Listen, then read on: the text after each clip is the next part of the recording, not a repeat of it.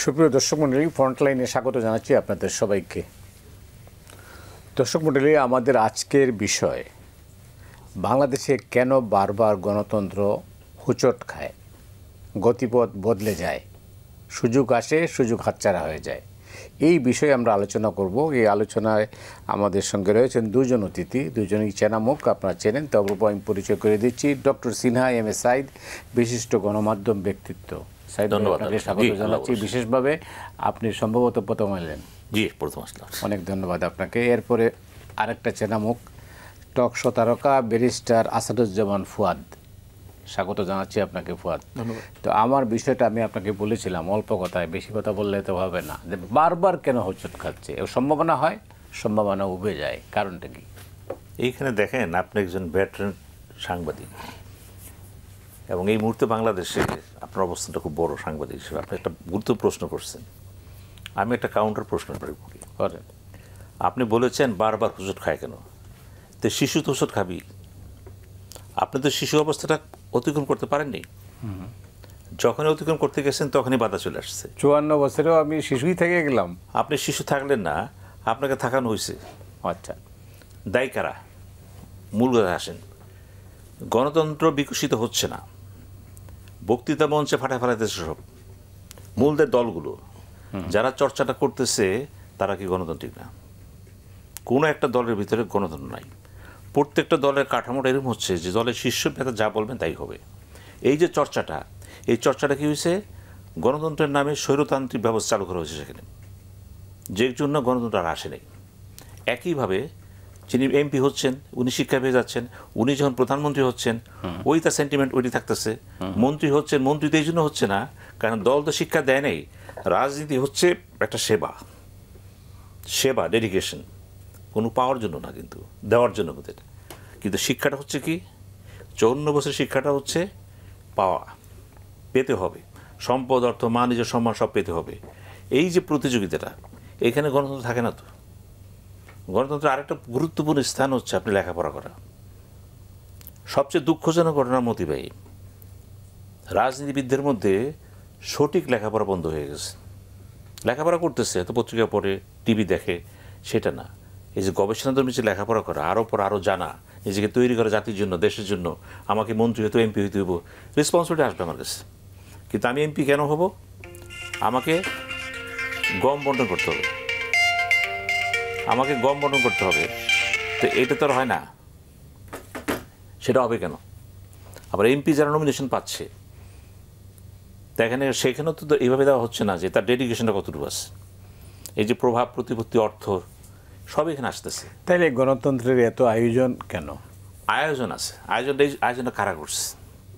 আয়োজনটা যারা করছে তার নিজেরই তো গণতান্ত্রিক না। তাই আয়োজনটা কেমন হলো? এটা আপনি দেখেছেন কোনো একটা দলের একটা প্রশিক্ষণ কেন্দ্র আছে, বিএনপির যাওয়া একটা করছিল একবার জিয়াউর রহমান, এরপর তার কিছু নাই। আওয়ামী লীগের তরকারি নেই। আরও যারা বামপন্থী, ডানপন্থী যারা আছে নাই, যারা বাম রাজনীতি করতেছে একসময় খুব ভালো করছে তারা, এবং আমরা দেখেছি তাদেরকে। আর সেই বক্তার কথা বলবেন, বক্তব্যটা কোথায়? এখানে এই যে 54 বছরে যে নেতারা বক্তৃতা দিচ্ছে, কোনো বক্তৃতার মধ্যে আপনি পাচ্ছেন যে এই বক্তৃতাটা সঠিক? অর্থাৎ বক্তৃতা বাস্তবতা, সেটাই গণতন্ত্র। যখন আপনি বাস্তব জিনিসটাকে বক্তৃতা নিয়ে আসবেন, ওটা গণতন্ত্র না। আপনি স্বপ্ন দেখান, এখানে ভীষণ নাই। কিন্তু তা স্বপ্ন দেখায়, কিন্তু স্বপ্ন তো বারবার ভেঙে না, যায়। স্বপ্ন পার্থক্য আছে তো। কি? আমরা কিন্তু জন্মগত দেখছি ড্রিম, এখন ড্রিম নেই, এখন ভিশন। ড্রিমটা এখন ভীষণ হয়ে গেছে। আবুল কালাম আজাদ বলেছেন, ভারতের প্রেসিডেন্ট ছিলেন, যে স্বপ্ন দেখো দিনের বেলায় জেগে জেগে, নট রাতে। অর্থাৎ আপনার ভীষণটা কি? ভীষণ আমাকে দেখতে হবে। কিন্তু আমি অনেকের কথা শুনি, বুঝি। যেমন আমার সামনে বসে আছে ব্যারিস্টার ফুয়াদ, আমি কিন্তু ওকে পছন্দ করি, বক্তৃতাতে ভালো গুছায় কথা বলে, একটা চিন্তা চেতনা আছে কিন্তু। এবং যখন দেখেছি এর বিরুদ্ধে কোনো অভিযোগ সেটা নাই, আর্থিক কোনো অভিযোগ নেই। কিন্তু সবচেয়ে বড় কথা হলো আর্থিক আছে কি না।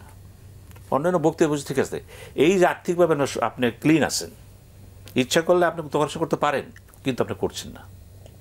সেই তো নেতা। সুযোগ থাকার পরেও যে করাপশন করবে না, মানুষের পাশে দাঁড়াবে, সেই তো নেতা। এখন যদি আমরা বলি হোঁচট খাচ্ছে কেন, আমি উল্টা প্রশ্ন করবো, কেন হোঁচট খাবে না? কেন খাবে না? আসছি আপনার কাছে পরে। ব্যারিস্টার ফুয়াদ, কেন খাবে না এখন আমার উনি প্রশ্ন করেছেন, তা আপনার জবাব কি? ধন্যবাদ। প্রথম কথা হচ্ছে যে আসলে রাষ্ট্র আকারে যদি আমি মধ্যযুগের গোত্রগুলো থেকে যে ট্রান্সফরমেশন হয়েছে রাষ্ট্রে, রাজ্য এবং গোত্রগুলো মিডল ইস্ট থেকে ট্রান্সফর্ম হয়ে যে রিপাবলিক হলো, স্টেট হলো, এই স্টেটে ট্রান্সফর্ম হওয়ার পিছনে কিন্তু লম্বা লড়াই আছে, যুদ্ধ আছে। দেখেন যে ইউরোপে রাষ্ট্রসত্তার ফাউন্ডেশন বলা হয় ওয়েস্টফেলিয়ান ট্রিটিকে, যেটা 30 বছর এবং 80 বছরের দুইটা প্যারালাল যুদ্ধ এসে আপনার শেষ হয়েছে আজকে জার্মানির একটা শহরে, যে হলি রোমান এম্পায়ারে। এটাও ধর্মযুদ্ধ ছিল, ক্যাথলিকরা এবং প্রোটেস্ট্যান্টরা, এবং এটার সাথে রাজায় রাজায় চার্চ আলাদা আলাদা বিভক্ত হয়ে গেছে, লম্বা যুদ্ধ করেছে, হাজার হাজার মানুষ মারা গেছে। তো সেই ট্রিটির পরে দেখেন কিছু কিছু রিকগনিশন আসছে, তারা দুই পক্ষ অ্যাগ্রি করেছে, সেটা হইলো, এবং যুদ্ধটা ছিল কিন্তু আপনার একই ধর্মের মধ্যে মাঝহাবি লড়াই, যেটা দিয়ে আমরা বলি আর কি, যে মতবাদের যুদ্ধ। তো সেই জায়গাতে তারা কিছু কিছু বিষয় একমত হয়েছে, সেটা হচ্ছে সভারেন্টির কোশ্চেনে, যে এই সীমানাটা আমার, এতটুকুর ভিতরে ট্যাক্সও আমি তুলব, এতটুকুর ভিতরে যা যা সিদ্ধান্ত নেবার সেটা আমি তুলব, পাশের রাজ্য এখানে ইন্টারফেয়ার করবে না। দ্বিতীয়ত হচ্ছে ধর্ম পালনের স্বাধীনতার প্রশ্ন যেগুলো এসছে। এখন দেখেন এই কনভারসেশনগুলো 1648 সালে তারা শেষ করে ফেলেছে। ফার্স্ট এক্সাম্পল দেখেন। সেকেন্ড এক্সাম্পল দেখেন, অ্যাক্ট অফ সেটেলমেন্ট ব্রিটিশ পার্লামেন্টে, যে টোটাল সেই 1258 মেঘনা কার্টা থেকে শুরু করে সিভিল ওয়ারের মধ্য দিয়ে আপনার পার্লামেন্ট প্রতিষ্ঠা করা, রাজার ক্ষমতাকে কমানো, ট্যাক্স বাড়ানো কমানোর যে এখতিয়ার, সেগুলো নির্বাচিত সরকারের হাতে হাউস অফ কমন্সকে দেয়া, এই নিয়ে যে লম্বা লড়াইটা ছিল, এই লড়াইটা ওরা 16th সেঞ্চুরিতে 17th সেঞ্চুরিতে শেষ করে ফেলেছে। ফ্রেঞ্চ রেভলিউশন দেখেন 1789, তারা রিপাবলিক তৈরি করেছে। যে কেন মানে যিনি ট্যাক্স আরোপ করছেন তার কাছে আমি অধিকার চাইতে পারবো না, তিনি কেন আমাকে মারছেন, ধরছেন, গিলেটিনি পাঠায় দিচ্ছেন, যেটার কোনো জবাব আমি চাইতে পারবো না। এই জবাব চাওয়া না চাওয়ার প্রশ্নে এসে এই রেজলিউশনটা তারা 18th সেঞ্চুরিতে রিজলভ করেছে। সমস্যা হচ্ছে যে আমার রাষ্ট্র, ধরেন আমি যদি লাহোর রেজলিউশনটাও বলি, আমার প্রসেস দেখেন যে আমার তো একটা বেঙ্গল সালতানাত ছিল, হিস্টোরিক বেঙ্গল, এবং এই যে 1 টাকায় 8 মণ চাল, এই যে সোনার বাংলার যে গল্প, সুজলা সফলা শস্য শ্যামলা, এই যে লেজেন্ড, এগুলো তো একসময় কিংবদন্তি না, এগুলো একসময় তো রিয়েলিটি ছিল। কেন দেখবেন এই ডেল্টাটা, এই যে বদ্বীপ বলছি, পৃথিবীর সবচেয়ে বড় বদ্বীপ, পুরো বাংলা অঞ্চল, পশ্চিম বাংলা, আসাম, ত্রিপুরার কিছু অংশ, একদম বিহার উড়িষ্যা পর্যন্ত, এই পুরো অংশটা, এদের দেখবেন যে কোনো নিজস্ব শাসক ছিল না শত শত বছর। আমরাই এই গত ধরেন ইন্ডিয়া স্বাধীন হওয়ার পর থেকে ভারতে, পাকিস্তানে, বাংলাদেশে দেখবেন মানে নিজের মানে সান অফ দ্য সয়েল যেটা বলে, ভূমিপুত্র থেকে শাসক হওয়া, এই কিন্তু প্রথম। এর আগে কিন্তু দেখেন সব শাসকরা এসছে বাইরে থেকে আসছে, মুসলমানরা যারা এসছেন তুরস্ক থেকে এসছেন, কাবুল থেকে এসছেন, মধ্য এশিয়া থেকে এসছেন, পার্সিয়া থেকে এসছেন, এবং ইন্টারনালিও দেখবেন বেঙ্গল শাসক করেছে সেন বংশ, বাইরে থেকে এসছে। আমাদের নবাব সলিমুল্লাহ পরিবার কাশ্মীরের বনিদি জমিদার ছিলেন, তারা এসছেন এরকম। তাহলে শাসক গোষ্ঠী যে তৈরি না হওয়ার যে সংকট এই মাটিতে আছে, এটা একটা হিস্টোরিক ফেনোমেনা। এই ফেনোমেনাটা কিভাবে তৈরি হলো? আমি যখন বলছি যে আমার একটা সোনার বাংলা ছিল, আমার এখানে সুবা বাংলা ছিল, সুলতানাত ছিল, বিশেষ করে সুলতানি আমল তো মানে বেস্ট পিরিয়ড ছিল আমার এখানে 1000 বছরের ইতিহাসে। সেই ইতিহাসটাকে কোনোদিন আমার এই জেনারেশনকে পড়ানো হয়েছে? আপনি দেখবেন যখন জাতিসত্তার ইতিহাস পড়ায় আমাদের বইগুলোতে, অথবা আমাদের রাজনৈতিক দলগুলো বলে এটা মিস্টার বিনের মতো, দেখবেন মিস্টার বিনটা শুরু হয় কিভাবে দেখবেন, হুট করে দেখবেন যে আসমান থেকে একটা চাঁদের মতো কিছু একটা খৈসা পড়ে গেছে, একটা মানুষ আইসা পড়ছে, ওইখানে একটা আলু দেখাইতেছে, এই লোকটা ডানে বামে তাকায়, হুশ কিনারা করতে পারতেছে না। আমাদেরকে মুক্তিযুদ্ধের গল্প পড়ায় যে হুট করে আগেও নাই পিছেও নয়, একটা জাতি 71 সালে 26শে মার্চ 7ই মার্চ নাজিল হয়েছে, তার আর কোনো ইতিহাস নাই। দেখবেন ইতিহাস তো এইভাবে তৈরি হয় না। জাতি হওয়ার শর্ত হচ্ছে, সোশিওলজিস্টরা, অ্যানথ্রোপোলজিস্টরা বলছেন মিনিমাম 3 থেকে 5000 বছরের ইতিহাস থাকা লাগে যদি কারো জাতি হিসাবে দাবি করতে হয়। তাহলে আপনার জাতির বয়স সীমানা বাইধা দিচ্ছে, 71-এর আগে আপনি কিছু ছিলেন টিলেন না, আপনি অন্যের ছিলেন, ওই যে আপনার বঙ্কিম লিখছে না, শরৎরা লিখছে না, ওই বাঙালি মুসলমানদের ইতিহাস নাই, উহা লিখিতে হইবে। তো আপনাকে ইতিহাস থেকে বিচ্ছিন্ন করে ফেলেছে। তাহলে আপনি যখন একটা ইতিহাস থেকে বিচ্ছিন্ন করে ফেলছেন আপনাকে, নিজেকে, আপনার সেই গৌরবের সময়ের সাথে আপনি কানেক্টেড না, আপনি কিভাবে শাসক হয়ে উঠবেন, আপনি কিভাবে নাগরিক হয়ে উঠবেন, এই চর্চাটা তো আমার এখানে নাই। আমাকে এখানে ডিসকানেক্ট করে ফেলছে আমার 800 বছরের ইতিহাস থেকে, 1000 বছরের ইতিহাস থেকে। এবং তারপরে দেখেন যে প্রতিটা পদে পদে এই যে কলোনিয়াল রুল দেখেন, ব্রিটিশ ঔপনিবেশিক শাসন নিয়ে আমাদেরকে তেমন কিছুই শেখানো হয় না এই রাষ্ট্রে। যে আমরা 1700 সালে 1800 সালে পৃথিবীর সবচেয়ে ধনী অঞ্চল ছিলাম, ওই বাংলা পৃথিবীর সবচেয়ে ধনী ছিল। যে সংকট, এটা কি এই কারণেই হচ্ছে? একটা ধারাবাহিকতা তো আছে, একটা সিলসিলা আছে। তো একটা সংকট তো একদিনে দানা বাঁধে না, এটা প্রজন্মের পর প্রজন্মের ময়লা জমতে জমতে আবর্জনার পাহাড় তৈরি হয়।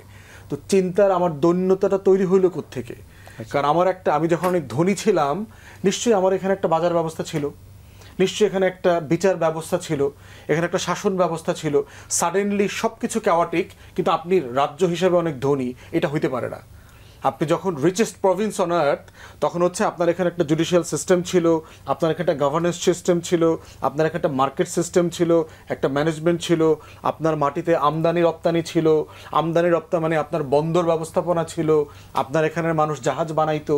এটা তো কানেক্টেড। আপনি সাডেনলি টাকাগুলো আসছে কোত্থেকে? আমার সারা দুনিয়া থেকে আমার মসলিন এক্সপোর্ট হইতো, আমার যে আপনার স্পাইসেস, মশলা, স্পাইস নিয়ে যুদ্ধ হয়েছে, যে বাংলার মশলা কার নিয়ন্ত্রণে থাকবে, স্পাইস ওয়ার হয়েছে, একাধিক যুদ্ধ হয়েছে ইউরোপিয়ান কলোনিয়াল পাওয়ারদের মধ্যে, ব্রিটিশ, ফ্রেঞ্চ, ডাচ, তারপরে হচ্ছে জার্মান, এদের সাথে যুদ্ধ হয়েছে নিজেদের মধ্যে এই মার্কেট নিয়ন্ত্রণের জন্য। তো সেইটা যখন ছিল, তখন আমার বাংলাটা কীরকম ছিল? সাডেনলি কেন আমার দেশে দুর্ভিক্ষ হইল? ৭৬-এর মনন্তর হইল, ৪৩ সালে বাংলার 1/3 জনগোষ্ঠী দুর্ভিক্ষে মরে গেল, ৭৪ সালে দুর্ভিক্ষ হইল। কেন হইল? এটা একটা ধারাবাহিকতা আছে। তো কেন আমি সাডেনলি এত ধনী থেকে এত গরিব হয়ে গেলাম? ডব্লিউ হান্টার, আপনার ব্রিটিশ সিভিল সার্ভেন্ট ছিলেন, তিনি বলেছেন যে এর আগের বার যখন উনি বাংলাতে সফরে এসেছিলেন, ইন্ডিয়ার মুসলমানদের এলাকাগুলোতে উনি গেছেন, উনি দেখেছেন যে কোনো অঞ্চলে কোনো গরিব মানুষ ছিল না। কিন্তু পরের বার যখন কলোনি শাসন প্রতিষ্ঠিত হইল, উনি দেখেছেন কোনো ধনী মুসলমান ছিল না। মানে তুইল বাংলাটা কিভাবে সবচেয়ে ধনাঢ্য অঞ্চল থেকে সবচেয়ে গরিবী অঞ্চলে, দুর্ভিক্ষপীড়িত অঞ্চলে পরিণত হইল। তো এই যে সুলতানি আমলটা কিভাবে কলোনিয়াল প্রসেসের মধ্য দিয়ে, জমিনদারি সিস্টেমের মধ্য দিয়ে আপনাকে নিঃশেষ করে দিয়ে একটা কাগজ, একটা হাড় কঙ্কাল 47 সালে আপনার হাতে তুলে দিয়ে তারা চলে গেল। তো এটা গণতন্ত্রের লম্বা লড়াই। গণতন্ত্রের যাত্রা, এই মুহূর্তে তো আবার আমরা গণতন্ত্রের পথে যাত্রা করছি। এই যাত্রাপথটা আপনি কীভাবে দেখছেন? এই যাত্রাপথটা আরও কমপ্লিকেটেড। কেন জটিলটা? কেন জটিলটা এই জন্য হচ্ছে, বিশেষত 5ই অগাস্ট আসেন না, 5ই অগাস্টের পরে একটা নতুন সম্ভাবনা দেখা দিল। একটা স্লোগান আসলো, কি বলো, যে আমরা এখান থেকে গণতন্ত্র বিরোধী যে ইগুলো আছে, কাঠামোটা আছে, যেটা স্বৈরশাসনের স্বাক্ষর, এগুলো আমরা এগুলোকে সব উঠে দেবো, উপরে ফেলবো। ভালো কথা। এখন উপরে ফেলবো কথাটা বলা সহজ, বাস্তব তো কঠিন। আপনি মুখে বলেছেন, আপনি নিজে তো পরিবর্তিত হন নাই। যে কোনো পরিবর্তনের আগে আগে নিজেকে পরিবর্তন করেন। আমি তো জোর দিয়ে বলি যে পরিবর্তনের প্রধান সংজ্ঞা হচ্ছে ব্যক্তি কি পরিবর্তিত হওয়ার জন্য প্রস্তুত, ব্যক্তির পরিবার কি প্রস্তুত, সমাজ কি প্রস্তুত, বিভিন্ন সমিতি কি প্রস্তুত, প্রতিষ্ঠান প্রস্তুত, কেউ প্রস্তুত না। প্রত্যেকটা সেক্টরে ব্যক্তিতে শুরু করে গুরুত্বপূর্ণ যারা আছে, দলবন্ধ যারা, প্রত্যেকটা জায়গায় একটা স্বৈরতান্ত্রিক মনোভাব আছে। কিন্তু আমি শেষ, আমি সব, আমার চেয়ে বেশি কে বোঝে বেশি, এই যে সেন্টিমেন্টটা, এটা গণতন্ত্র না। কিন্তু আবার আমরা এবার বলি গণতন্ত্র মানে অন্যের কথাকে শোনার মতো অভ্যাস করো। কোথায় বলি? ওই বক্তৃতায় বলি। কিন্তু এখন জটিল কেন বলছেন? এখন এই জন্য জটিল বলছি, এই মুহূর্তে যদি নির্বাচনটা দেন, আপনি গণতন্ত্র যদি দিচ্ছেন, তো নির্বাচন দিচ্ছেন ফেব্রুয়ারি মাসে নির্বাচন হবে। এখন বলতেছে দাবি দেওয়া, দেখেন দীর্ঘমেয়াদী আপনি সংস্কার কমিশন করলেন, করার পরে আবার ঐক্যমতের কমিশন করলেন। কেন করলেন? একটা সমঝোতার জন্য। এবং কিছু জিনিস আপনার ঐক্যমত হয়েছেন, কিছু হন নাই। এখন বলা হচ্ছে যেটা ঐক্যমত হয়েছি সেই জিনিসগুলি আমরা পরবর্তী সংসদে এগুলি পাস হবে, আমরা লিখিত দিয়ে দিলাম, দিয়া হবে। এই যে হবে, সমস্যা কিন্তু এখান থেকে সৃষ্টি হয়েছে। এখানে আমরা গণতন্ত্রের পথে আছি, কিন্তু বিশ্বাসটা করতেছে, একটা গ্রুপ বিশ্বাস করতেছে যদি আমরা পরবর্তী সংসদে ছেড়ে দিই তাহলে এরা বাস্তবায়ন হবে না। কারণ অতীত ইতিহাস বলতেছে কোনো এক দলই ক্ষমতা যাওয়ার পরে যারা গিয়েছে, যারা আওয়ামী লীগ, বিএনপি, জাতীয় পার্টি, এরাই তো ক্ষমতা গেছে ক্রমান্বয়ে। বিএনপি তো আগেও ছিল। এখন বলা হচ্ছে যে এরা যদি ক্ষমতা যায় তারা আগের চেয়ে বড় স্বৈরাচারী হবে। কেন হবে? একটা সংজ্ঞা আছে এখানে। দেখেন, গণতন্ত্রের কত নির্মম সত্য আছে। কিন্তু এই মুহূর্তে সত্যতা হচ্ছে যদি ফ্রি ফেয়ার নির্বাচন হয়, পৃথিবীর সর্বশ্রেষ্ঠ ফ্রি ফেয়ার হয়, এই মুহূর্তে বিএনপি বিপুল ভোটে পাশ করে যাবে। কারণ কোনো প্রতিপক্ষ নেই, যেখানে আওয়ামী লীগ নাই। জামাত কয়টা সিট পেতে পারে? যে কটা সিটই পাক না কেন, হয়তো সে অপোজিশন হবে। এনসিপি তো মাত্র দল গঠন করলো মাত্র, করার পর এখন তাদের মানুষ চিনিও না, তাদের এইভাবে নামটা অনেকে জানে, তাদের পরিচিতি সেভাবে আসেনি, মানে ভোটের রাজনীতিতে আসেনি। কিন্তু এখন ভোটের রাজনীতিতে তারা সেরকম না। মনে করেন আরও যে পার্টি আছে, এবি পার্টি, ওরা করছে ফুয়াতে যেটা করছে, এগুলি ইমার্জিং। কিন্তু নুরুর পার্টি ইমার্জিং। অর্থাৎ এগুলি দিয়ে কিন্তু হবে না। কিন্তু আপনার ফোকাসটা কি? আমি গণতন্ত্র চাচ্ছি, ইয়েস, সব জাতি একমত হয়েছে, কিন্তু একটা পরিবেশ আছে। কিন্তু ইলেকশনের সাথে সাথে যে রেজাল্ট যেটা আসবে সেটা হবে গণতান্ত্রিক প্রক্রিয়ায় স্বৈরতন্ত্রকে পুনর্বাসিত করা। কারণ একই কাঠামো, একই ব্যক্তি, একই মানসিকতা, একই সংস্কৃতি। গণতন্ত্র কোথায় আসবে এখানে? সংকট তো এখানে। এখানে সংকট। এখন এই সংকটে ঘনীভূত করার জন্য কতগুলো প্রস্তাব আছে। কি যেমন একটা গ্রুপ বলা হচ্ছে আমাদের কি দিবেন? গণভোট দিবেন। এই সংক্ষিপ্ত সময়ে আপনার হাতে সময় কম, কিন্তু সবাই বলছে যে কোনোভাবে হোক আমরা রাজনীতি প্রক্রিয়া চলে যাই। যদি মনে করেন ডক্টর ইউনূস সাহেব আরও থাকবেন 3 বছর 4 বছর, কথার কথা বললাম, আমি দ্বিমত পোষণ করবো, আপনি করবেন, ফুয়াদ নিজেও করবেন। কারণ আমরা চাচ্ছি রাজনৈতিক শক্তির কাছে ক্ষমতা চলে আসুক। এই যে আসুক, এটা কিন্তু একটা গণতান্ত্রিক চিন্তা। এই চিন্তার সাথে কটা দল একমত কোন? 100টা শর্ত আছে। এই শর্ত আপনি যাবেন। এই শর্ত ইটসেলফ, এই শর্তগুলি হচ্ছে গণতন্ত্র ধ্বংস করার একটা শর্ত। একটা এখন গণভোট হওয়ার জন্য যে পরিবেশ আছে, ডক্টর ইউনূসকে তো সম্ভব এটা হবে না। এখন কি বলা হচ্ছে? ওইটা না হলে আমরা যাব না। আবার বলা হচ্ছে আগে কি স্থানীয় সরকার, পরে এটা। এগুলি বলা সহজ, এগুলি কিন্তু তাত্ত্বিকভাবে কিন্তু সাংঘাতিক কঠিন জিনিস। আচ্ছা, কিন্তু বাস্তবিক জগতে কি হচ্ছে? নির্বাচন হবে। এখন নির্বাচন এরই সত্য। নির্বাচন হলে এখন যদি বিএনপি 1টা সিট পেয়ে যায়, অর্থাৎ আওয়ামী লীগ যেটা ছলে বলে কৌশলে নিয়েছিল আর বিএনপি পাচ্ছে, অটোমেটিক। একজন অন্যভাবে নেওয়ার চেষ্টা করেছিল, নিয়েছে, আর এখন কি হবে? অটোমেটিক চলে আসবে আপনার কাছে। এটা তো বিএনপির সমস্যা না। এটা বিএনপির সমস্যা না, এটা বিএনপির সমস্যা না, কিন্তু এটা বিএনপির কী হচ্ছে? সংকট সৃষ্টি করবে। সংকট সৃষ্টি করবে কি ফুয়াদ? এটা কি জটিল প্রক্রিয়া আসলে? এটাতে একটু পরে কথা বলতেছি, একটু ধারাবাহিকতাটা বলি। যে দেখেন, একটা জিনিস যখন আপনি তৈরি করেন, এই তৈরি করবার কিন্তু একটা ঐতিহাসিক সিলসিলা থাকে। এই সিলসিলাটা যখন আবার হুট করে ভেঙে যায়, তখন যে গ্যাপটা তৈরি হয়, এই গ্যাপ একটা দীর্ঘমেয়াদী সংকট তৈরি করে জাতিসত্তার মধ্যে। 1757 সালে আমাদের এই ধনী অঞ্চল এইটা পরাধীন হয়ে গেল, এবং দেখেন ব্রিটিশ কলোনিয়াল রুল শুরু হয়েছে কিন্তু বেঙ্গল থেকে। কেন? কারণ যে বাগানে সবচেয়ে বেশি মধু আছে সেখানে সবচেয়ে বেশি মৌমাছি আসবে, এবং দেখেন ইউরোপিয়ান পার্টনাররা আসছে। 1600 সাল থেকে কিন্তু ইউরোপিয়ানরা এখানে মোটা দাগে ব্যবসা করছে, মোগল এম্পায়ারের সাথে ব্যবসা করতেছে। মোগল এম্পায়ার, জাহাঙ্গীর, আলমগীরদের সাথে প্রচুর ঝামেলা হয়েছে। আপনার ট্রেড লাইসেন্স দেয়া না নেয়া, এখতিয়ারের প্রশ্ন, এক জায়গাতে কাজ করতে দেয়, আরেকটা কাজ করে, একটা আইটেমের ব্যবসা করতে দেয়, 3টা আইটেম করে, সোলজার আনে, এলাকার পলিটিক্স ইনভলভ হয়, প্রচুর ঝামেলা করছে তারা, ব্রিটিশরা এবং আদার ইউরোপিয়ান পাওয়াররা। নিজেরা যুদ্ধ করতেছে, ব্রিটিশ, ফ্রেঞ্চ, ব্রিটিশ, ডাচ, এগুলো করতেছে। তাহলে দেখেন, এই যে 1757 সালে মোটা দাগে আমার যেটা হয়েছে, যে শুধু এখানে ধনাঢ্যতাটা পড়ে গেছে ব্যাপারটা তা না, আপনার যেটা হচ্ছে পলিটিক্যাল সিস্টেম কলাপস করেছে। এর আগে দেখবেন একটা সালতানাত ছিল লোকাল, বিভিন্ন এলাকার মানুষজন আসছে, এখানে শাসন ব্যবস্থা গড়ে তুলেছে, এখানকার সিস্টেমকে তারা ডিসরাপ্ট করে নাই। আচ্ছা, ব্রিটিশরা এসে যেটা করেছে ফর দ্য ফার্স্ট টাইম, এখানকার লোকাল কালচার, সিস্টেম সব কিছুকে সে ডিসরাপ্ট করে ফেলছে এবং 2 টিয়ার কলোনাইজেশন করেছে।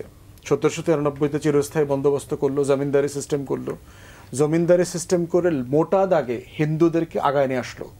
শাসক ছিল কিন্তু মুসলমানরা, বাংলার জনগোষ্ঠী মেজরিটি মুসলমানরা। তারা দেখেন, এই যে ভাগ করে শাসন করবার যে কালচার, সেটা তারা করেছে। মোটা দাগে হিন্দু জমিনদার বানায় দিল, টোটাল বাংলা জনপদের মধ্যে। ট্যাক্স কালেক্ট করতেছে কিন্তু দায় দায়িত্ব সে নিচ্ছে না, আর সে হচ্ছে টাকাটা পাচার করতেছে, ইন্ডাস্ট্রিয়াল রেভলিউশন করতেছে আপনার ব্রিটেনে এবং আদার বড় বড় সিটিতে। এবং দেখেন আমাদের যারা আর্টিজান ছিলেন, যারা বিভিন্ন জিনিস যারা স্কিল প্রফেশনাল ছিলেন, তাদেরকে দিয়ে আপনার তার যেটা ইয়েতে ম্যানচেস্টারে বার্মিংহামে বানানোর জন্য প্রয়োজন সেইটা বানাইতে বাধ্য করতেছে। মুসলিম শিল্পীরা বলল যে না, আমি মুসলিমই বানাবো, কারণ এটা আমি জানি কাজটা। তাকে বাধ্য করছে নীল চাষ করবার জন্য। কারণ নীল কেন চাষ করতে হয়? ও যে ওখানে কাপড় বানায়, কাপড়ের র ম্যাটেরিয়ালস কিন্তু আবার আমার এখান থেকে নিচ্ছে, নিয়ে সেইটা বানায় আবার আমার এখানে বিক্রি করতেছে।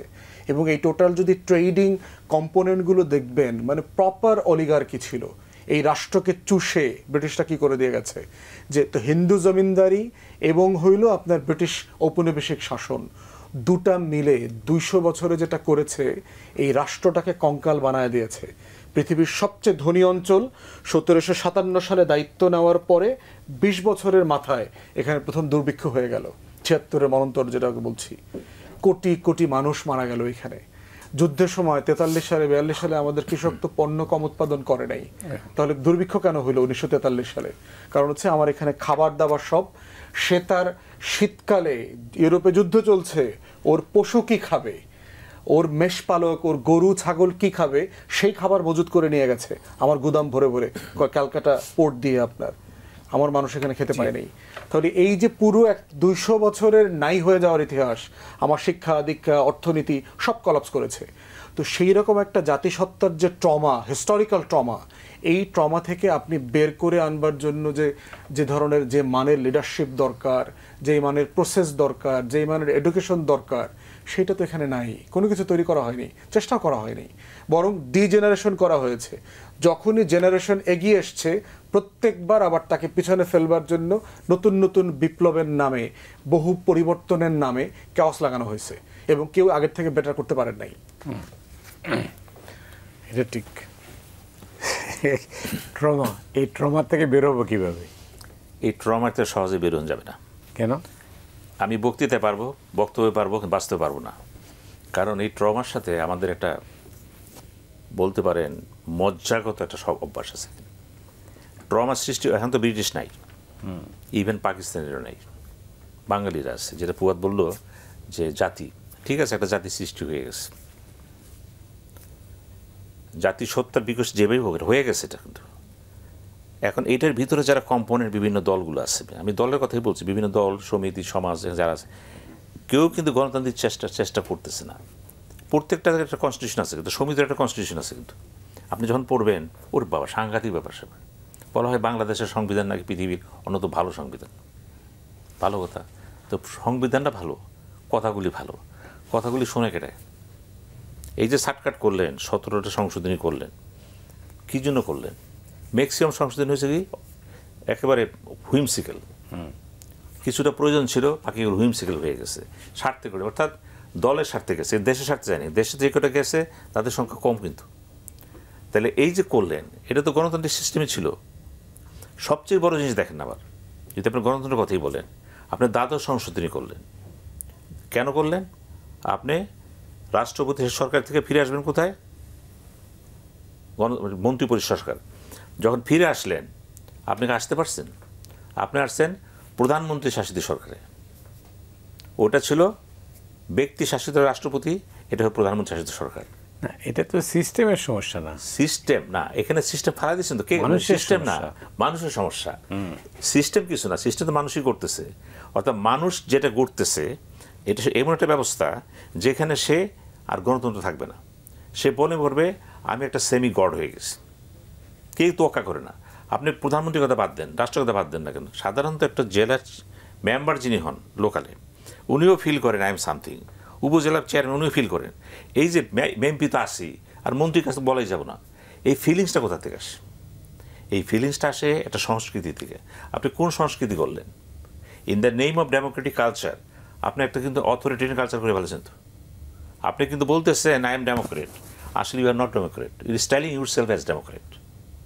সংকটটা কিন্তু এখানেই সংকট। আমি মনে করি এই সংকটগুলো কিছুদিন চলবে। আরও নতুন প্রজন্ম যারা আগে আসতেছে, তাদের কাছে সামনে শিক্ষা নাই। তারা যে শিক্ষাটা পাচ্ছে ভয়ঙ্কর শিক্ষা, কিন্তু এটা তাদের সামনে মূল্যবোধের শিক্ষা নাই, ধর্মের শিক্ষা নাই, সংস্কৃতির শিক্ষা নাই, নিজেকে চেনার শিক্ষা নাই, শিক্ষার শিক্ষা নেই। তো সামনে ভবিষ্যৎটা কি আপনার? আপনি তো বর্তমানে কথা বলতেছেন, বর্তমান যেমন তেমন চলে যাচ্ছে, কিন্তু ধরেন কোনো কারণে নির্বাচনটা হয়ে গেছে, নির্বাচন, সংসদ বসে গেছে, সব বসে গেছে, পিকচারটা কি? এখন দেশে একটা গণতান্ত্রিক প্রক্রিয়ায় একদলীয় সরকার এসে গেছে। এটা কিন্তু একদম সম্পূর্ণ নিয়ম মতো হয়ে গেছে, কিন্তু কিছু বলতে পারবেন না কিন্তু আপনি। এখন এরা যে কাজটা করবে, প্রথমেই চিন্তা করবে I am the monarch of all that I serve. আমি যা কিছু দিকে সব কিছু সম্রাট আমি, আমার কে থামায়? কোনো অপোজিশন নাই তো। জাতি আমাকে চায়।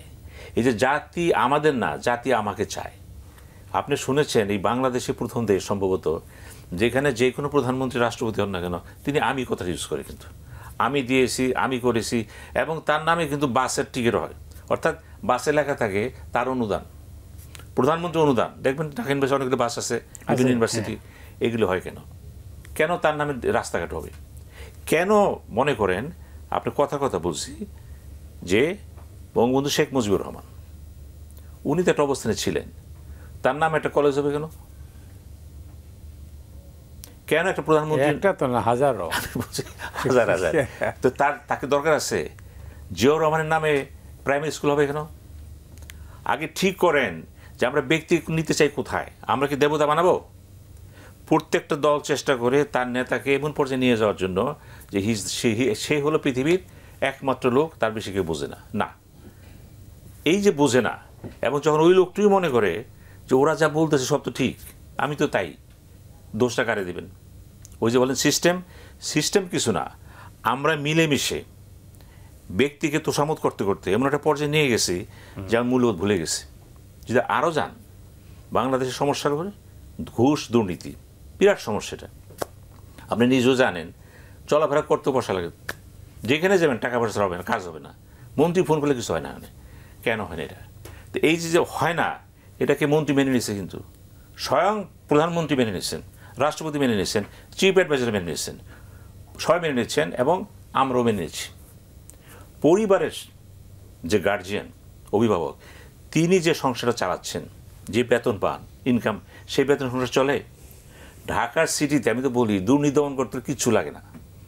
ঢাকার সিটিতে শুধু দেখেন যে বাড়ি ভাড়াগুলো আছে, যারা থাকে এখানে তারা বেতন পায় কত, বাড়ি ভাড়া দেয় কত। কোনো স্ত্রী স্বামীকে বলেছে ক্ষেত্র বিশেষ ছাড়া তোমার ইনকামটা কি? সন্তানকে বাপকে বলেছে তোমার ইনকাম খাবো না? না। অর্থাৎ বাপ চাচ্ছে ছেলে উপরে ইনকাম করুক, ছেলে চাষে করুক। এই যে প্রতিযোগিতা, এখানে গণতন্ত্র আসবে কেন? গণতন্ত্র মানে তো নর্মস, ভ্যালুস, একটা প্রথা, একটা বিশ্বাস। এই বিশ্বাসটা কোথায়? যে আপনার কাজ আপনি করেন, আমার কাজ আমি করি, কিন্তু আমরা বাড়াবাড়ি করবো না, আমরা চলতে চাই, চলাপত্র করি। আমাদের কীর্তিকলাপ, ব্যক্তির কর্মকাণ্ড, সমাজের কর্মকাণ্ড, দলের কর্মকাণ্ড, প্রতিষ্ঠানের কর্মকাণ্ড, আমরার কর্মকাণ্ড, সব জায়গায় একটা মনোভাব আছে আই এম দ্য বেস্ট। এই পর্যন্ত দেখা যাক। ফুয়াদ, আমরা কি দেবতা চাই না নেতা চাই? কি চাইছিলাম আসলে প্রশ্ন দেখেন যে বেঙ্গলে পলিটিক্যাল পোস্ট কলোনিয়াল জায়গা থেকে দেখেন যে কলোনি শাসনের মধ্যে পলিটিক্যাল কনসিয়াসনেসটা ডেভেলপ করলো কিভাবে। যারা শাসক ছিলেন তারা তো সিরিয়াসলি ক্ষতিগ্রস্ত হলেন 1757 সালে। জমিনদারি সিস্টেমের কারণে আমার কৃষকরা যে স্বাধীন পেশায় ছিলেন, আমার এখানে যে মুসলিম ইন্ডাস্ট্রি ছিল, আমার যে স্পাইস ইন্ডাস্ট্রি ছিল, আমার এখানে নৌকা বানানো, যুদ্ধ জাহাজ বানানোর যে ইন্ডাস্ট্রি ছিল, সব নাস্তানাবুদ হয়ে গেছে আপনার। এবং ব্রিটিশরা নেওয়ার পরে আপনার যেটা হয়েছে, ঢাকা শহর খালি হয়ে গেছে 76 মন্বন্তরের পরে। ঢাকার মানে 50-60% লোক মানে সে আর পেশায় থাকতে পারে নাই, সে এলাকায় চলে গেছে। তাহলে আপনি চিন্তা করেন একটা রাষ্ট্র, রাজ্য, সালতানাত যেটাই বলেন, তার কেন্দ্রবিন্দু থাকে তো তার সিটি সেন্টার, তার শহরগুলো, আরবান সেন্টার, যেখানে তার অর্থনীতির মানে হাব তৈরি হয়। এই সেন্টারগুলো সব ডিস্ট্রয় করে দিয়েছে ব্রিটিশরা। এই পুরো কলোনির ভিতরে দেখেন এই বাস্তবতা থেকে ফিরে আসার চেষ্টা ছিল কয়েকটা জায়গায়। একটা হচ্ছে এডুকেশনের জায়গাতে ফিরে আসা। কিছু কিছু জমিনদার পরবর্তীতে শিক্ষা দীক্ষাতে ফিরে এসছেন, এবং হিন্দু জমিনদারও ছিল তার ভিতরে। এর ভিতরে বাইরে আর একটা উদ্যোগ ছিল হচ্ছে মুসলমানদের ভিতরে ইংরেজি মানে বয়কট করার একটা আন্দোলন ছিল, প্রতিবাদ করে, ব্রিটিশ কলোনির শাসনের প্রতিবাদ করে। কেউ কেউ আবার দ্বিমত করেছেন যে না, আমাদেরকে সময়ের সাথে আমরা ইংলিশকে কালচার আকারে নেব না, বাট টুলস আকারে নেব, এডুকেশন শেখার একটা মাধ্যম আকারে নেব সেইটাতে। এই বিতর্ক করে দেখবেন একটা জেনারেশন ডেভেলপ হইলো, শিক্ষিত, যাদের হাতে হইলো মুসলিম লীগ প্রতিষ্ঠিত হয়েছে, পুরো নিখিল ভারত মুসলিম লীগ, আর হচ্ছে ঢাকা বিশ্ববিদ্যালয় প্রতিষ্ঠিত হইল। এইটা গত শতাব্দীতে বাংলার ইতিহাসের সবচেয়ে গুরুত্বপূর্ণ ঘটনা, 1757 পরাজয়ের পরে, যে টোটাল জনগোষ্ঠীকে আবার পলিটিক্যাল প্রসেসে নিয়ে আসা, শিক্ষা দীক্ষা কর্মের মধ্য দিয়ে। এবং এই জেনারেশনটাই কিন্তু, যারা ফার্স্ট জেনারেশন ঢাকা বিশ্ববিদ্যালয়ে শিক্ষিত হলেন, তারাই কিন্তু রাষ্ট্র আন্দোলনে আসলেন, যেন আমার রাষ্ট্র লাগবে। তারা লাহোর প্রস্তাবে গেলেন, পাকিস্তান রাষ্ট্র তৈরি হইল। এই যে জেনারেশনাল শিফটগুলো হয়েছে রাষ্ট্র প্রক্রিয়াতে, দেখেন সাডেনলি আমরা দেখলাম যে এই রাষ্ট্র প্রক্রিয়া থেকে হিস্টোরিক্যালি যে 50 বছরের জেনারেশনটা ডেভেলপ করেছে, তারা আবার আওয়ামী লীগের রাজনৈতিক দল তৈরি করার কারণে দেখবেন সাডেনলি নাই হয়ে গেল। যেই বনেদিয়ানা পলিটিক্সে দরকার ছিল, 49 সালের 23শে জুন আওয়ামী মুসলিম লীগ প্রতিষ্ঠা হওয়ার কারণে যেটা হয়েছে, মুসলিম লীগ যে ধারাবাহিকতায় একটা পলিটিক্যাল কনসাসনেস তৈরি করছিল, এখানে ডিজেনারেশনটা তৈরি হয়ে গেল। সেকেন্ড জেনারেশন যেটা তৈরি হইলো পাকিস্তান আমলে এই আওয়ামী মুসলিম লীগের নেতৃত্বে এবং আরও যারা ছিলেন, 71 এসে এই জেনারেশনটা দেখেন আবার নাই হয়ে গেল। অ্যাবসলিউট একটা নতুন সেট অফ পিপল আসছে আমাদের সামনে, যাদেরকে আপনারা চিনতেন না। নতুন ছাত্র সংগঠন, নতুন যুব সংগঠন, নতুন গ্রাম থেকে আসা, বিশ্ববিদ্যালয়ে শেখা নতুন মানুষগুলো, যারা 80-90-তে এসে দেখেন আবার এই সেটটা নাই হয়ে গেল। এই জন্য আপনি মিলাইতে পারবেন না যে সিএসপি অফিসার আপনি যাকে চেনেন আর বিসিএস অফিসার এখন যাকে চেনেন, পার্থক্য দেখেন। আচার ব্যবহার, যোগ্যতা, মেধা, অ্যাটিটিউড, সব কিছুর ভিতরে পার্থক্য দেখেন। আবার ওই সিএসপি অফিসাররা বলেছে ব্রিটিশ এডুকেটেড যেই অফিসারদের অধীনে তারা কাজ শিখেছে, তাদের থেকে তাদের জেনারেশন অনেক লো কোয়ালিটির। তাহলে দেখেন যে আমরা গত 100 বছরে বারবার যে ঘুরে দাঁড়ানোর চেষ্টা করছি, আমরা কিন্তু আসলে ঘুরে দাঁড়াই নাই, আমরা বারবার আসলে পিছনে চলে গেছি। আমার প্রসেস যেটা যাত্রাপথ মানে মসৃণ হবার কথা ছিল, সেটা হয় নাই, এবং এখনও তাই হচ্ছে বারবার। 90-তে আমরা সবাই ধারণা করেছিলাম দেশ গণতন্ত্রে উত্তরণ হবে, আমরা আগায় যাব, এটা হবে সেটা হবে। এখনও দেখেন ঐকমত্য কমিশনের মিটিংয়ে আমরা নির্বাচন নিয়ে কথা বলছি, তাহলে 6 দফাতে তো নির্বাচনের কথা বলা ছিল, একটা ভালো নির্বাচন চাই, এটাই তো আন্দোলন ছিল আসলে 70 সন থেকেই কিন্তু চলছে। হ্যাঁ, তাহলে আমি 66-তে 6 দফা দিলাম একটা নির্বাচনের জন্য, একটা ভালো নির্বাচন পাইলাম, কিন্তু ক্ষমতা পাইলাম না, তো নির্বাচনটা না হওয়ার মতো একটা অবস্থা হইল। আর 2025 সালে ঐকমত্য কমিশনে এসে একই আলোচনা করতেছি। এবং আমি হিস্টোরিক্যাল যে অ্যানেকডোটগুলো পড়ছি, আপনার পিডিএম এর আন্দোলন, তখন শেখ মুজিব থেকে শুরু করে বিভিন্ন রাজনৈতিক দলের যে আইয়ুব খাঁ বিরোধী আন্দোলনের যে কনভারসেশন, আর ঐকমত্য কমিশনে আমরা যে আলাপ করছি, একই আলাপ করছি। কেমনে ভোট হইতে পারে, কেমনে হইতে পারে, সে না, কার অধিকার কি থাকবে, রাজনৈতিক মূল্যবোধ, একই আলোচনা। তাহলে আমার গাড়িটা ঘুরতেছে, ওই যে নোয়াখালীর ভাষায় একটা কথা আছে, হাতে হাড়ে বেশি আজ্ঞায় কম। মানে আমি শুধু হাঁটতেছি আর হাঁটতেছি, মাইকেল জ্যাকসনের মুন ওয়াকিং এর মতো। মাইকেল জ্যাকসন দেখবেন নাচতেছে না এক পায়ের উপরে, মনে হইতেছে হাইটা পুরো মাইলের পর মাইল চলে গেছে, ওই বাচ্চারা কিন্তু হাঁটে নাই, একই জায়গাতে আছে, খালি পাও নাড়াইতেছে। তো আমরা এই দশকের পর দশক ধরে পলিটিক্যাল পার্টিজ এবং নেতারা শুধু হাঁটতেছি, কিন্তু জাতি আগাচ্ছে না, হুইলটা ওয়ার্ক করতেছে না। এবং ওইটাই হলো আপনার প্রশ্ন, করতেছে না কেন? ডক্টর সিনহা যেটা বলছিলেন যে দেবতা এবং নেতা, কন্ট্রাডিকশনটা ওই জায়গাতেই না, এটাই হলো সংকটের জায়গা, যে এই প্রসেসটাকে পলিটিক্যাল হচ্ছে না কেন। এবং ওইটাই তো হলো বড় বিতর্ক, যে আপনার করবে কে, মানে রাষ্ট্র নেতা বানাবে না নেতারা রাষ্ট্র তৈরি করবে। আমাদের মানে প্রবলেম যেটা হয়েছে, যে আমরা জাতি সত্তার রেজলিউশন করতে না পেরে আগে রাষ্ট্র পেয়ে গেছি। মানে আপনাকে আগে বাগানের মালিকানা দিয়ে দেওয়া হয়েছে, কিন্তু আপনাকে ট্রেনিং করা হয় নাই যে আসলে আপনি মালির কাজ কি। মানে আমরা দেখবেন 71 সালে একটা রাষ্ট্র পেয়ে গেছি, সাডেনলি এখন এই রাষ্ট্রটাকে কি করব। এবং এসে দেখেন আমেরিকার লোকজন কি করছে, সে মনে করছে আচ্ছা আদম যে ঝুট মিলটা আমি নিয়ে নেই, অমুক জায়গায় 3টা ব্যাংক আছে ওগুলো আমি নিয়ে নেই, ইন্স্যুরেন্স কোম্পানি আছে ওইটা নিয়ে নেই, বিহারিদের বাড়িটারি আছে গাড়িটারি আছে এগুলো দখল করে নেই। তাহলে দেখেন আপনি এমন একটা সেট অফ পিপলের কাছে একটা বাগান দিচ্ছেন 71 সালে, যেই লোকটা আসলে এই বাগানের মালি হওয়ার যোগ্যই না। তো বারবার দেখবেন এই যে আন্দোলন অভ্যুত্থানের পরে যেটা হয়, যে আমরা এমন এমন লোকদের কাছে বাগানটা দায়িত্ব দিয়ে দিই, বন্ধক দিয়ে দিই, দেওয়ার পরে আমরা সবাই খুব হতাশ হই, কীভাবে কারে দিলাম বাগানটা। তো এই বারবার এই বাগানটা দিয়ে দেওয়ার পরে আমরা হতাশ হয়ে যাই, যেভাবে প্রফেসর ইউনূসকে মনে করেছিলাম যে উনি আমাদেরকে আবার ওই যে খ্রিস্টানরা যেভাবে বিশ্বাস করে বাইবেলে জিসাসের মতো আবার আসবেন সেভিয়ার হিসেবে, দূত হিসেবে, এই দূত এসে আমাদেরকে এই জাহান্নাম থেকে উদ্ধার করে ওই জায়গাতে নিয়ে যাবেন।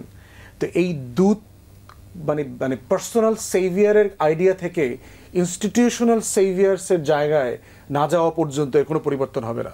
বারবার দেখবেন, আমরা জিয়াউর রহমান যখন এসছে জাতি পুরো আশাবাদী হয়েছে, কিন্তু উনি তো বেশি দিন বাঁচলেন না, 3-3.5 বছরের মাথায় শহীদ হয়ে গেছেন। তো এই ইনস্টিটিউশন বিল্ডিংয়ের কাজটা আমাদের দেশের পলিটিক্যাল পার্টি করে নাই, বরং প্রতিষ্ঠান ধ্বংসের জন্য যা যা করা দরকার রাজনৈতিক দলগুলোর সেটা শতভাগ তারা করেছে। রিসেন্ট এক্সাম্পল দেন, আপনি আমলাদের মিটিংয়ে দেখেন, জনতার মঞ্চতে একটা হয়েছে, আমলারা সচিবালয় থেকে বাইর হয়ে আইসা আওয়ামী লীগের প্যানেলে যোগ দিচ্ছে। আর এখানে দেখলাম রাজনৈতিক দলের চেয়ারপারসনের পিএস সে গিয়ে ওখানে জনতার মঞ্চের করে বক্তব্য দিয়েছে এবং আমলারা ঠিক ঠিক বলে বিশাল শোরগোল করলো। তাহলে কি আপনি প্রতিষ্ঠান গড়ছেন, সংস্কার করছেন, না প্রতিষ্ঠান ভাঙছেন?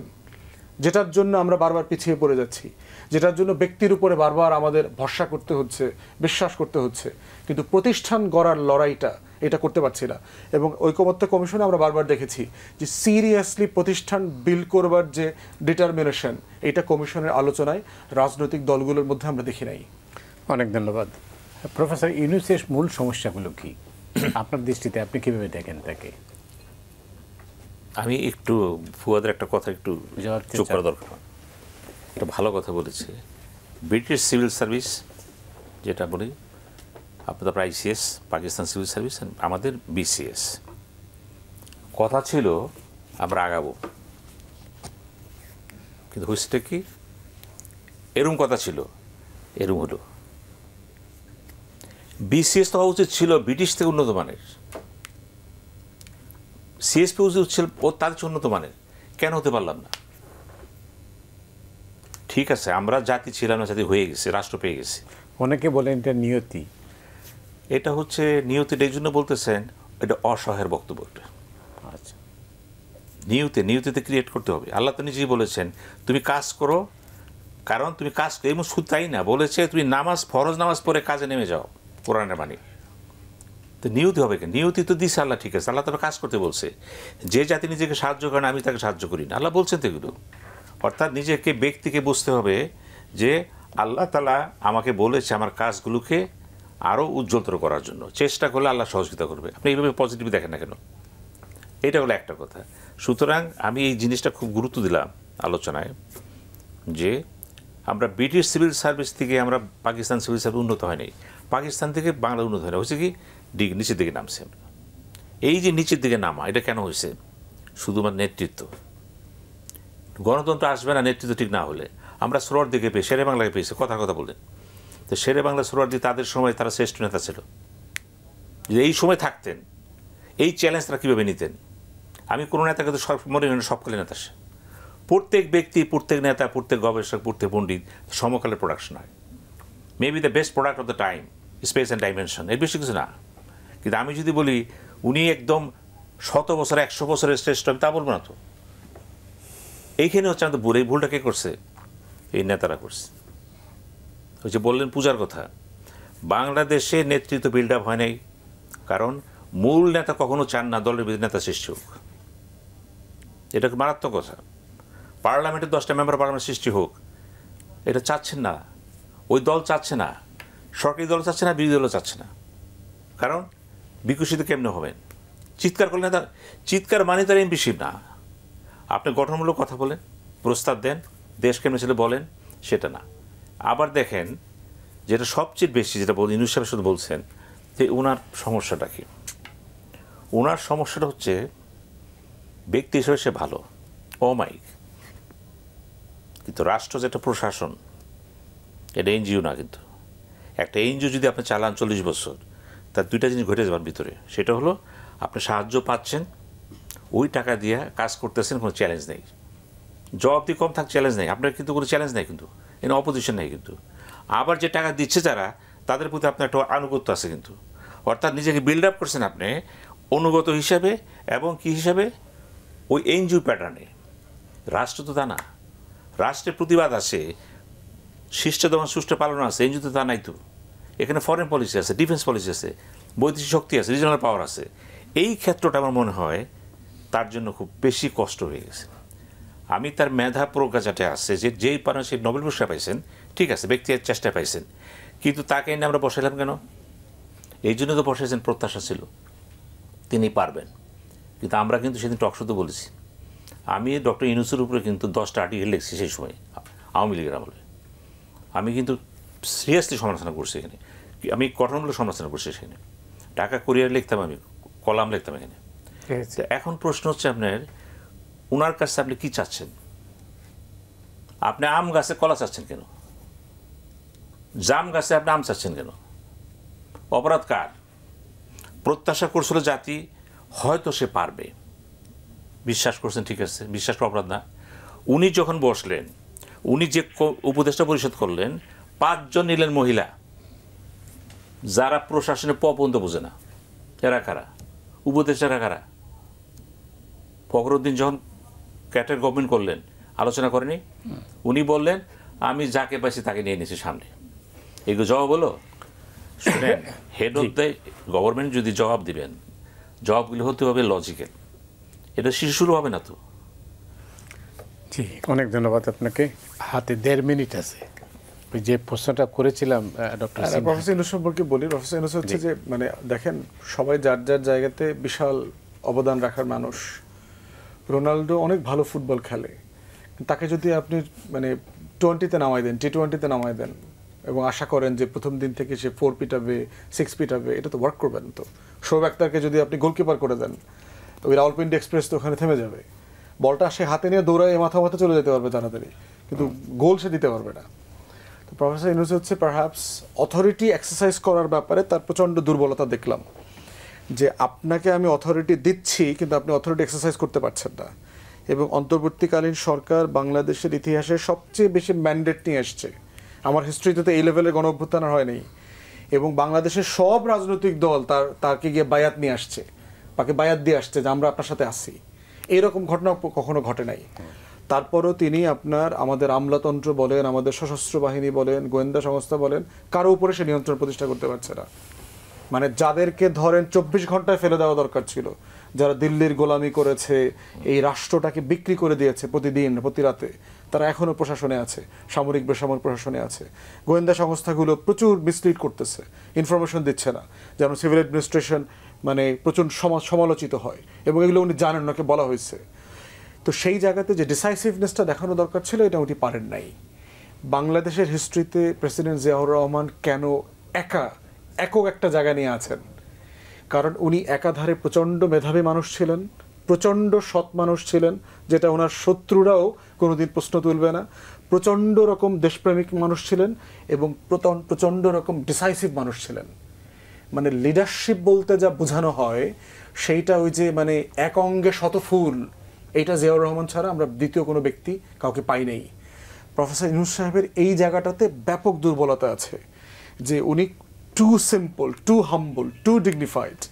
এখন এইরকম একটা অভদ্র মানুষের দেশ আপনি ভদ্রচিত আচরণ করে চালাইতে পারবেন না, এবং এটা উনি বারবার মানে বুঝতে ব্যর্থ হচ্ছেন। এবং এইটা করলে যেটা হবে, সিনহা ভাই কারেক্টলি বলেছেন, একটা সুষ্ঠু নির্বাচন হবে, প্রচণ্ড একতরফা এবং খুবই সমালোচিত নির্বাচন হবে। এটা শুধু বিএনপিকে ডুবাবে না, দেশকেও ডুবাবে। বিএনপি 280-90 সিট পেয়ে যেতে পারে। এইরকম সিটের নমুনা 73 সালে দেখেছি, 2018 সালে দেখেছি। দলের জন্য ভালো না, দেশের জন্য ভালো না। অনেক অনেক ধন্যবাদ মিস্টার ফুয়াদ। ডক্টর সিনহা, অনেক ধন্যবাদ। হাতে সময় নেই, শেষ করতে হচ্ছে। ধন্যবাদ। দুজনকে ধন্যবাদ জানাচ্ছি। দর্শক মণ্ডলী, আপনারা যারা এই অনুষ্ঠান দেখলেন, আপনাদের সবাইকে ধন্যবাদ জানিয়ে আজকের মতো এখানে বিদায় নিচ্ছি।